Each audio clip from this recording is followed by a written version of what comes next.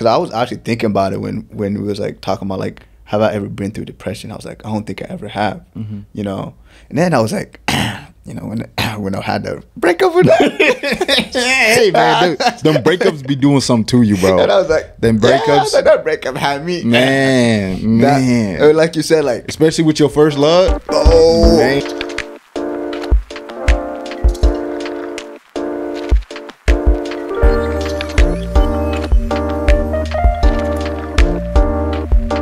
Hey guys, my name is Jospin and welcome to the Bproud podcast. Today I'm joined by my co-host Jaffetti, and we are the co-founders of Bproud, a clothing brand inspiring people to be proud of who they are. And the purpose of this podcast is for us to have open and honest conversation about personal growth and personal development. Each episode we like to open it off by having it a quote of the week or a comment of the week from you guys. So this week we're going to open it up by having a quote of the week. I'm going to start off by my quote of the week, which is, this time I have him cited, Steve Harvey. Man says, you have your track record for surviving bad days is 100%. And I love this quote because he's basically saying that you have 100% success rate of all the bad days that you've ever experienced. Whether that's you went through depression, all the days that you maybe I got fired from my job, all the days that you felt really low and thought you couldn't have kept going, like you have 100% success rate of beating all those days if you're still here to this day breathing. And that's powerful to me because he's basically kind of saying like you should have something to be proud of, even if he's simply saying that you have 100% success rate of beating all the bad days that you have overcame. So that is my quote of the week, and I'm gonna pass it down to Josephine. I like that one, especially because it's kind of saying you if you have the odds, you're gonna win. Like, you know what I mean? No matter what bad day you're going through. Yeah, so for real. I like that one. My quote comes from a book I'm actually currently reading right now by Cal Newport. It's called Digital Minimalism. And in this book, he actually quotes another author by Blaise Pascal. I'm pretty sure I'm butchering his name. But he says, all of humanity's problems stem from man's inability to sit quietly in a room alone. The reason I found this quote really profound is one, I think it's going to foreshadow the conversation we're about to have today, but it really has a lot to do with like how I have internalized certain problems, especially because I've been a huge introvert my whole entire life. Like I prefer just being inside. I'm not really much of a going out person. I can be really social, but that's just not my thing. But throughout that solitude and isolation, I was truly never alone. And what I mean by that, it was like I would always distract myself, by watching a TV show, by scrolling mindlessly through social media, playing a video game, drawing, reading. Like I would never just sit there with my own thoughts and truly be alone with myself, or even just turn off the music and just listen to what I have to say. There was always a distraction, and I never gained true inner peace and true comfort within myself until I learned how to turn off the music, turn off the noise, and just listen to myself. Be there, be able to sit there with my own thoughts, go on long walks, no music, no nothing, and be in communion with myself. And so that's why I really like that quote, just because it sheds a light on why it's so important to have that time alone to process a lot of those emotions. But that's my quote of the week. Love that. Hey, for all my mans listening, he just dropped a gem. Please pick it up, put it in your pocket. Because, it's serious stuff, because I think a lot of us tend to run away from what we're really feeling instead of going straight head first towards our problem. So I said he dropped a lot of gem. So last week, if you guys did not listen to our last episode, if you guys didn't listen to, we talked about what it means to be proud. Definitely recommend you guys tuning in if you guys did listen to it. Had a lot of fun with that first one. Yeah, it was great. That's all we're gonna say about that. But this week we are gonna be talking about depression and what it means to recognize when you're depressed. And just a disclaimer before we start off this episode, I do want to say we are not mental health professionals. So please just use this video as educational and awareness purposes only. And if you are going through depression or you have symptoms of depression, please do seek professional help. 100%. But after you watch this video, you know, no, I just but not like on all seriousness, if you are going through depression or have symptoms of depression, please do seek professional help, because yeah, they'll be able to help in your needs. And I think also, just before we start off this episode too, I do want to talk about the differences between depression and sadness, because I feel like you definitely need for you to really understand depression, you have to understand the differences between depression and sadness. Because I honestly feel like there's a lot of people that don't know the differences. So basically, being sad, it's a human emotional, it's a common emotion that all of us humans like will face and will go through. This is usually short-lived though. This would happen for a couple of days. Some people, it only happens for them for a couple of hours, and they're able to bounce back and, you know, continue to live life. So the key word is usually short-lived. But depression, this is usually a persistent or continuous like feeling of sadness, depression, low energy, and this goes on for like months, days, sometimes even longer. And I think like even depression, like it's such a complex topic that we're not going to go into the nuance of everything. We're really just going to be talking about like what is depression for us and how we kind of experienced it, how we kind of handled it. Because I think depression comes in so many different ways. So it's not like we can pinpoint like you're depressed because of this, you know, because there's so many factors that goes into being depressed, whether that's like your environmental, your sometimes it's biological, or even what is that word when it's in your head? Psychological, that word, you know. Yes, sometimes even psychological. And so yeah, there's so many different ways it happens. So I definitely just wanted to lay the foundation of the differences, because I think it is one of the very first step to really kind of understanding what your situation is. Because some people might be depressed and think they're sad when you're actually depressed, and some people might be sad thinking they're depressed when you're actually sad. So just being able to kind of know what you're really going through, you can better take the steps to help you to get the help you need. But to start off the conversation, my question is, what are some symptoms for you that you usually like will feel, or signs that you usually like would experience that allows you to like, okay, I might be in a season of depression, or I might be going through depression? Like, what are those feelings that you usually kind of feel? No, for sure. And like, before I honestly go into that, I do want to honestly like make another point where to add to the sadness and depression thing, where I want everybody to understand that everybody can and will eventually go through some stage of depression in their life. And understanding and accepting that it is normal, that everybody goes through it. Everybody will at some point have some prolonged sadness or some prolonged lack of motivation and so forth. And a lot of times the reason we don't believe that we can be depressed is because we don't recognize it. And the only and I'm going to speak from a personal like experience from now on. And I say that because I was one of those people that believed I could never be depressed. You know what I mean? Like, and for the most part, like up like my entire childhood, I never really had depression. Like, if I'm being honest, my life was like kind of chill. Like it was sweet. Like I, you know, was playing sports. I was doing good in school. Like I had no issues. Like, and even when certain things did happen, it was just like a short-lived like sadness, right? And I was able to bounce back. And to be honest, for me, the first time I experienced depression was genuinely throughout the pandemic. That was the first time for me where I was like, damn, I'm actually depressed. And I could feel it, and I knew there was something different. And there was a lot of things that added up to it. Like one, it was my senior year of high school, and I was in that class where, you know, school was cut short. We had no prom, nothing. We just went like straight. You were graduated. At least at my school, when they said COVID, we're not going back to school. They said if you were passing, you're just going to graduate. And so, I mean, I had an 8-month summer.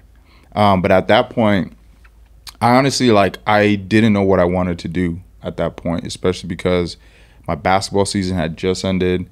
I had several offers, but I wasn't sure if I wanted to play basketball in the future, just because, like, I knew I had really bad knees and everything. My doctors literally told me, like, hey, if you decide to play in college, you'll likely need a total knee replacement by 35, 40 years old. That's how bad my knees were. And so I was going through this like, you know, emotional roller coaster of like, what do I give up the sport that I loved? And at that time, like that was my entire identity. Like that's all I wanted to do. Like, you know, especially I didn't know if I could go pro or not. But for me, it was like, I want to at least go through college. He sure thought he could. You know what I mean? Like, just been talking, I'm finna be NBA. All hey, right, man, listen, if I didn't get the ACL, if it didn't get out. Nah, I'm playing. But just complete the mission, bro. low key, you got it. You the future.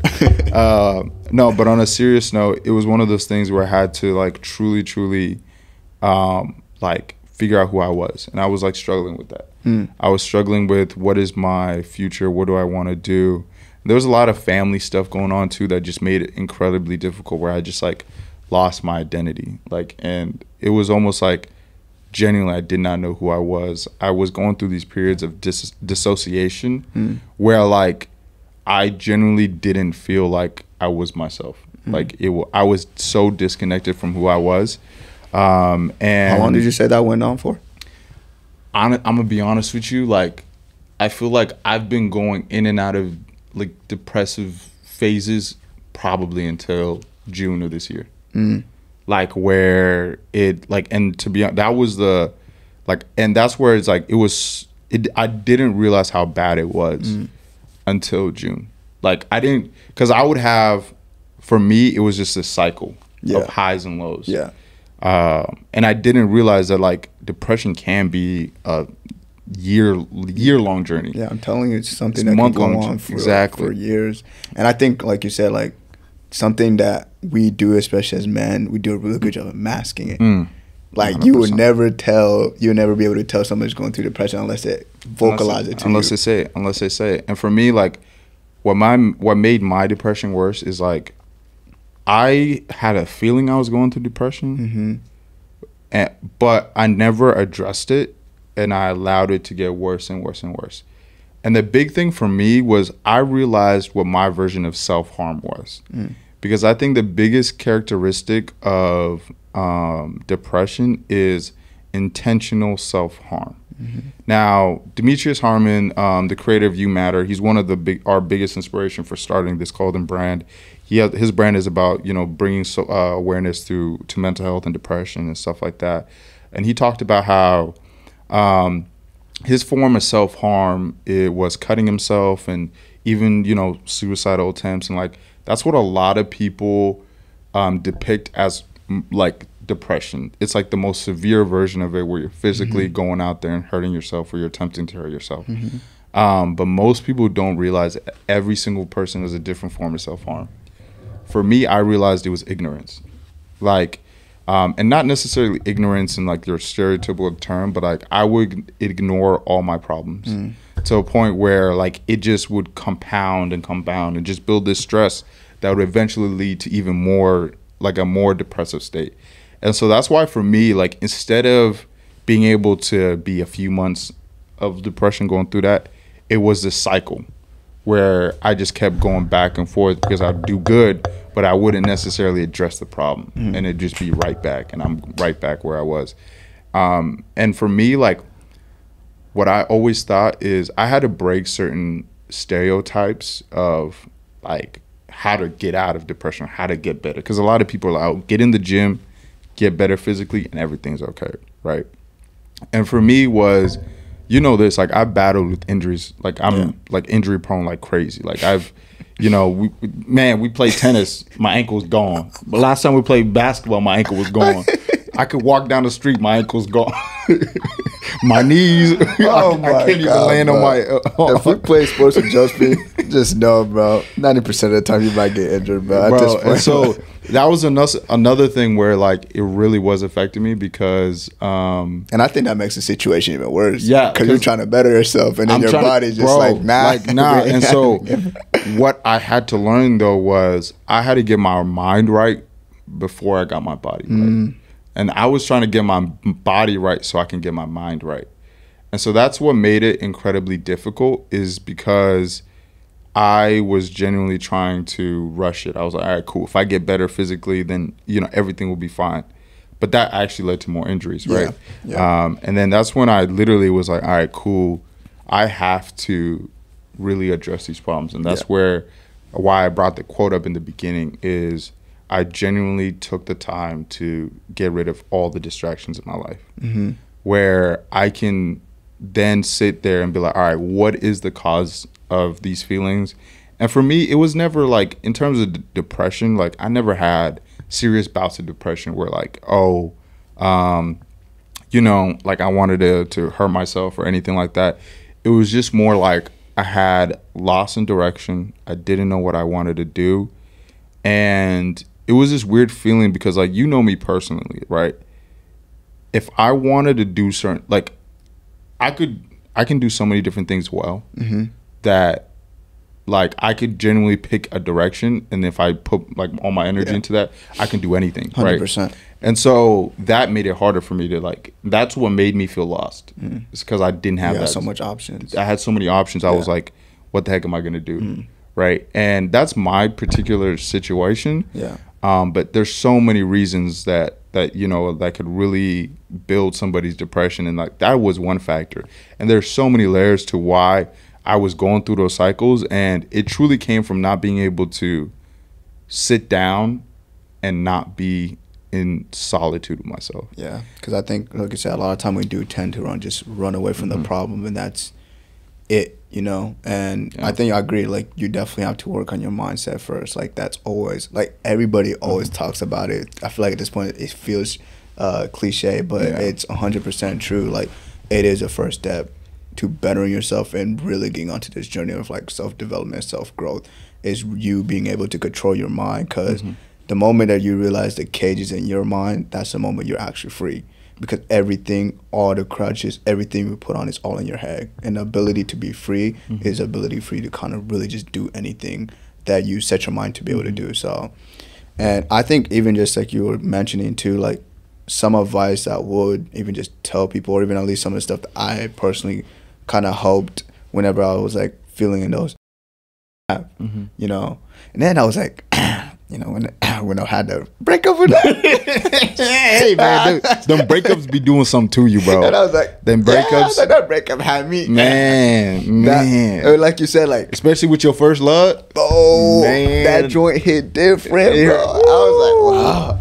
And the thing is, like you said, like, I was going through depression, and I didn't even know I was going through depression. And I was like, I didn't even know how to deal with it. Because I was like, bro, I've never felt like this ever in my life, you know? Because, like, I grew up just like you said, like, obviously we came from a hard background, but it's like you build up this wall where it's just like, all right, it is what it is. We just can move on. You got it.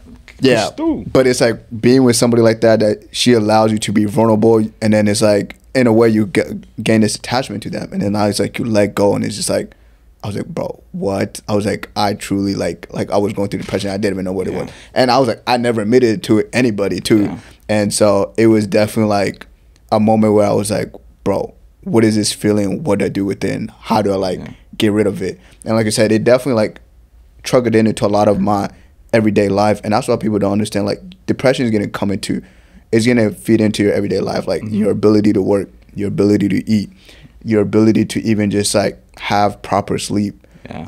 It's all going to, like, affect, you know, you just even enjoying life. And so, like I said, allowing yourself to really process that is going to help you, like, get your life back in track. And so for me, it was like I definitely had it to one, exercise, because I feel like for me, like, having my body moving allowed me to just think about something else, you know. And then also eating healthier. Like, I didn't really realize, like, how, you know, important your health really is to, like, not just, like, obviously everybody always say your health is your wealth, and that, like, that's really, really, really, like, truthful. And especially when you're in that state, like, what you're really feeding your body is gonna really make or break how much longer you stay in that state. Because if you're feeding yourself stuff that's killing your body, then you're allowing your body to really stay in that state, versus, like, you know, giving your body stuff that's really gonna help you, like, because at this point your body's already fighting against itself. And so if you feed it with stuff it's even, like, fighting more against, it's just gonna make the situation worse. And then I also just really learned, like, man, that best friend. you get bro, that bad, bro. You gotta the get bad. out of it. You gotta get out of it, bro. You do, bro, You but gotta get out of it. That one is another one I learned is like, Bro, just remember- getting out of bed. Us, bro. Whenever we have bad days, bro. Like I said, nowadays we just go to sleep it off, bro. Man, I remember that. Man, You have bad days, but you can sleep it off, bro. Man, And I restart remember tomorrow, that. bro. I remember that, man. When you got your windows broken and you're like, I'm going to sleep. I'm bro. going to sleep. I'm restarting tomorrow, bro. I said, this day is over. gone, bro. I said, nah, I ain't even dealing with it, bro. No, but another thing I did want to point out is just like even a step before making all of those changes is like going back to being able to actually really be alone with yourself and hear your own thoughts. That will allow you to figure out your distractions. Yeah. Because when you're depressed, you're always going to distract yourself. 100%. Whether you're just going to try to go sleep it off, not like Yeah, because actually. I had to learn how to meditate. Yeah, exactly. Because that was really what helped me, was just like me being still with myself. Yep. And having a clear mind and clear head was like, that's how I kind of figured everything out. Because I was like, well, meditation honestly opened up my door for so many different things. Yep. But that was like the first step, like you said, was just 100%. It all starts in the head. 100%. And just really figuring out, because like when everybody, I think their biggest fear is when they're going through depression is like actually like sitting there and having to deal with their emotions and their thoughts. But that is exactly what you have to do. Like I had to really literally, like for me, I had to do the extreme. I had to get off social media, delete it off my phone. I literally just like everything on my phone. Like right now, there's nothing on my phone. Like it is just like the bare necessities of my phone. But that is what I needed to do to get that clarity, to where there's no distractions. There's nothing I'm doing. Like like everything in my room basically taken out of. I don't have an Xbox. Like it's just literally, I do have a TV, but there's nothing connected to it. Yeah. And the reason I did all of that is just so I can get that clarity, because like so many of us, including myself, try to distract us in so many different things.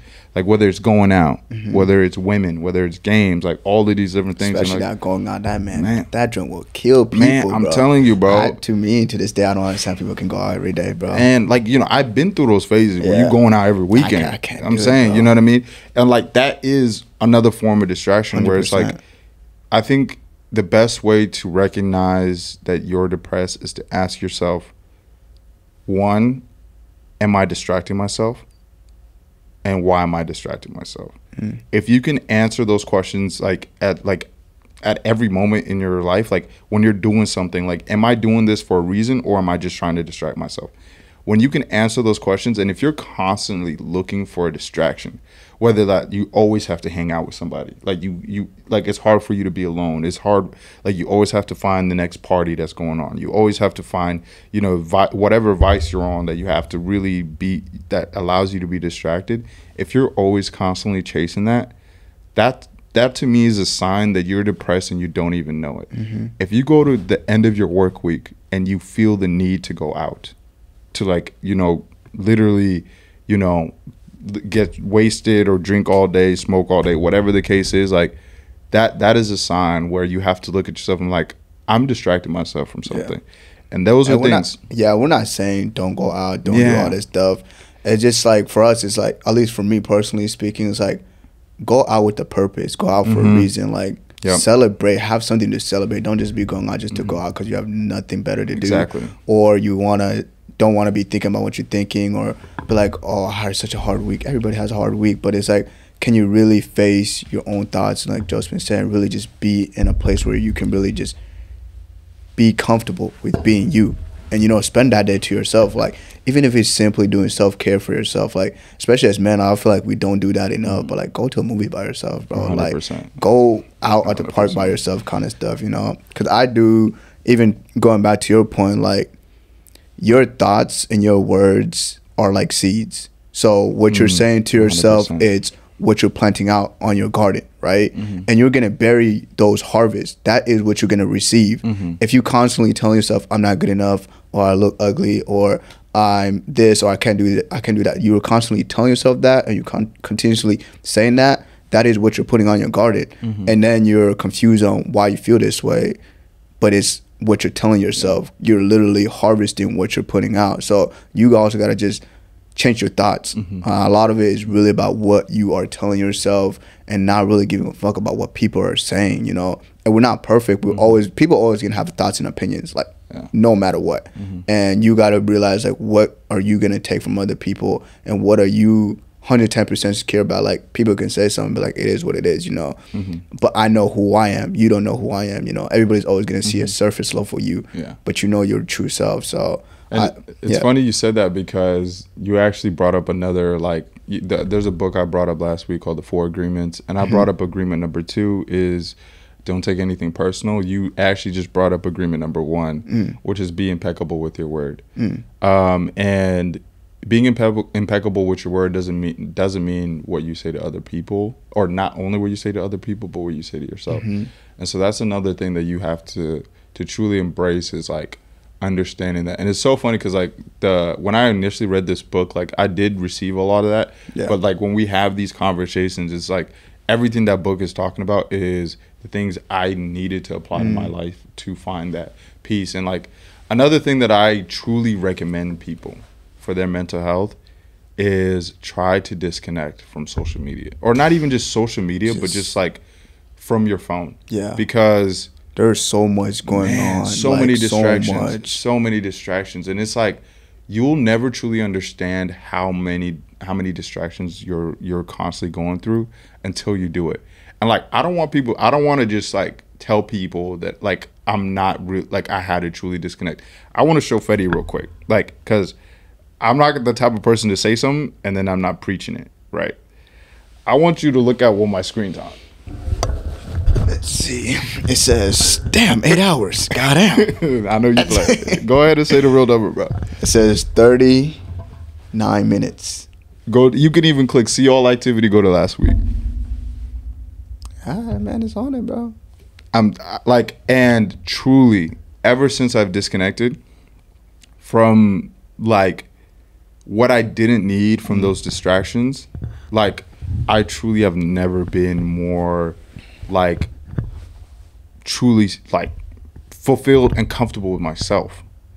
Like, and for me, I had to go this far to really get that level of peace. And like maybe for you it could be the same, where you have to disconnect completely, but there's so many negativity online.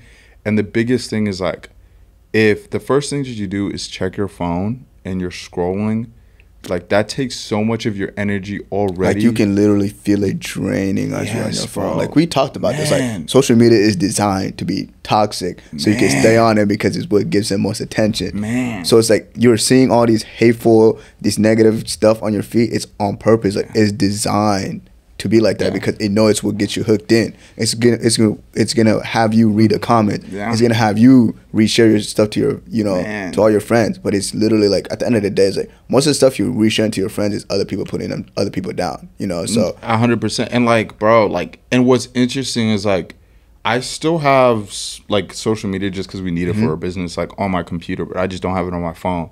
And there's times I'll just go on it, scroll for like 15 minutes. And I genuinely am like, damn. Damn. That's a cold word, bro. I'm like, ain't nobody got nothing nice to say.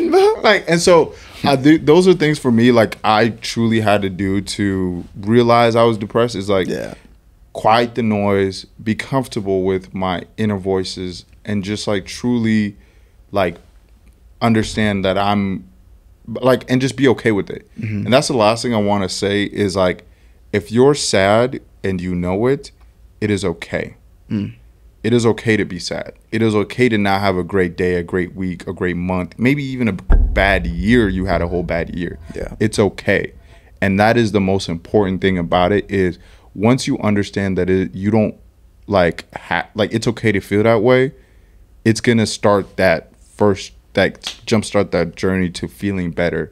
Because a lot of us do not take the necessary steps to get to where you need to be. Because like you said, it starts with recognizing that you're at that state. 100%. And so that is going to be it for today's episode. Thank you guys so much for tuning in. We hope this episode brought you guys value. We're always very interested in wanting to learn from you guys and continue to get insight from you guys. So if you guys have any questions, for us about personal growth or personal development, or even just want to learn more about us, and please leave them down below in the comments below. We're gonna start incorporating them in our upcoming episodes as well too. So yeah. And if you haven't already, go ahead and follow us on all of our social media